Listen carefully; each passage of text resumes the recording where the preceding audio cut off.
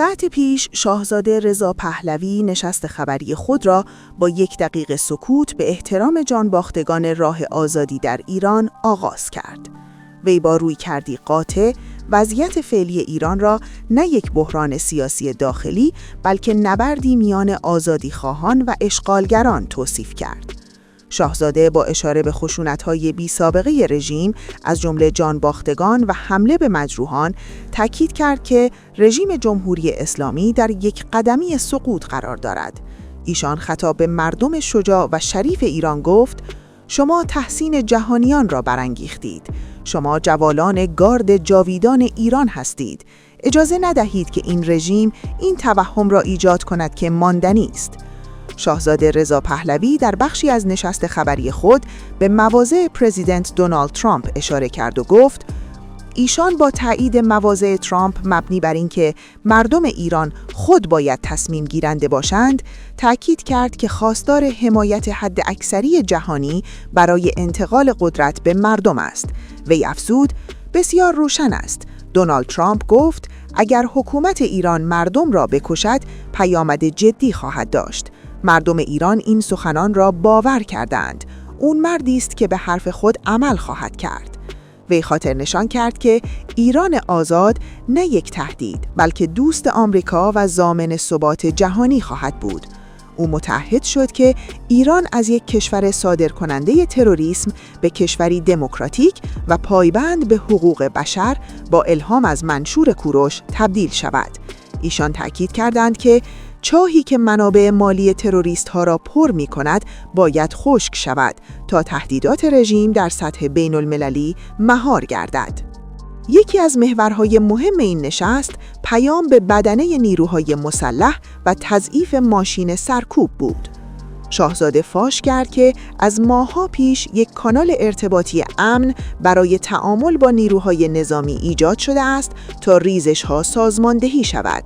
او گفت: کمپین ریزش‌ها ماه‌ها پیش شروع شده است. ما پیشینه افراد را بررسی می‌کنیم و برای آنها استراتژی خروج طراحی کرده ایم. ایشان از آن بخش از نیروهای نظامی که دستشان به خون مردم آلوده نیست، خواست تا به مردم بپیوندند و تأکید کرد که روی این نیروها رای امنیت ایران در آینده حساب می‌کند. وی تصریح کرد که اتکای نظام به نیروهای نیابتی خارجی برای سرکوب نشانه ضعف و استیصال رژیم است، زیرا دیگر حتی به نیروهای داخلی خودش هم اعتماد ندارد.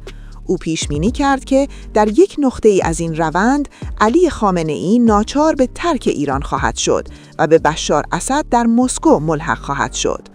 برای رفع نگرانی‌ها از خلأ قدرت، ایشان از وجود برنامه‌های دقیق بعد از سرنگونی جمهوری اسلامی خبر داد.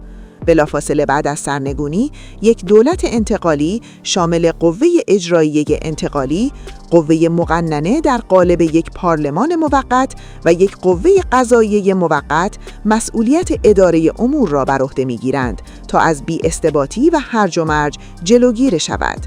تیمی از متخصصان و اقتصاددانان برنامه‌ای جامع عنوان پروژه شکوفایی را برای 100 روز اول بعد از سقوط با تمرکز بر ثبات معیشت و اقتصاد تدوین کرده‌اند که حاصل ماه‌ها کار کارشناسی است. شاهزاده بار دیگر تعهد داد که مأموریت او سپردن قدرت به مردم است. وی توضیح داد که نمایندگان مجمع مؤسسان بر اساس قانون اساسی جدید سیستم را تعریف می‌کنند و نوع حکومت آینده تنها از طریق یک رفراندوم آزاد و تحت نظارت بین المللی تعیین خواهد شد. او تاکید کرد که در این مقطع دولت انتقالی منحل می شود و فعالیت را به دولت جدید می سپارد. نقش من رهبری این دوره است. ایشان چارچوب کار همکاری با تمامی نیروهای سیاسی و مردمی را در 4 اصل یا مؤلفه خلاصه کرد که تضمین کننده رفع تبعیض است. اصول 4گانه عبارتند از حفظ تمامیت ارضی ایران، جدایی کامل دین از حکومت، سکولاریسم. ایشان با اشاره به چهره‌هایی مثل مولوی عبدالحمید گفت که باور به این اصل در میان طیف گسترده‌ای از کنشگران دینی و مدنی وجود دارد. تأمین برابری حقوقی و احترام به تمام اقوام، مذاهب و نژاد، حق تعیین حکومت به مردم و دموکراسی مبتنی بر صندوق رأی. شاهزاده با یادآوری دوران جنگ ایران و عراق و داوطلب شدن خود برای خلبانی بر حس میهن پرستی خود تأکید کرد. وی گفت ایران آینده با هیچ کشوری دشمنی نخواهد داشت و روابط خود را بر پایه احترام متقابل و صلح بنا می‌کند. وی افزود مردم ایران برخلاف رژیم حاکم خواهان روابط صمیمانه و عادی با همسایگان و اسرائیل هستند و این بازتاب فرهنگ و هویت واقعی ملت ماست. ایران با منابع گسترده‌اش می توانست کره جنوبی خاورمیانه باشد، اما به دلیل حاکمانی که سرمایه کشور را صرف گروه‌های تروریستی کرده اند، به وضعیتی شبیه کره شمالی سقوط کرده است. ایشان خطاب به دولت‌های اروپایی به ویژه فرانسه گفت زمان آن رسیده که مکرون میان مماشات با رژیمی که مردمش را می‌کشد یا ایستادن کنار مردمی که همان حقوق و آزادی‌های شهروندان فرانسه را می‌خواهند یکی را انتخاب کند.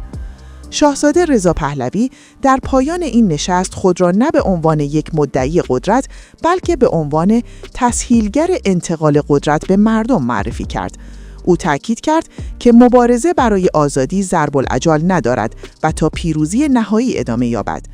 پیام اصلی ایشان به جهان این بود: تأخیر در سقوط جمهوری اسلامی به معنای از دست رفتن جانهای بیشتر است.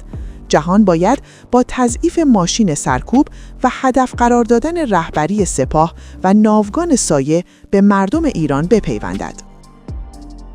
با توجه به ریپورت‌ها و حملات سایبری، لایک کردن و گذاشتن کامنت زیر همه ویدئوهای انقلابی، به خصوص توییتر و یوتیوب، در هر جایی که می‌بینید مهم و حیاتی است.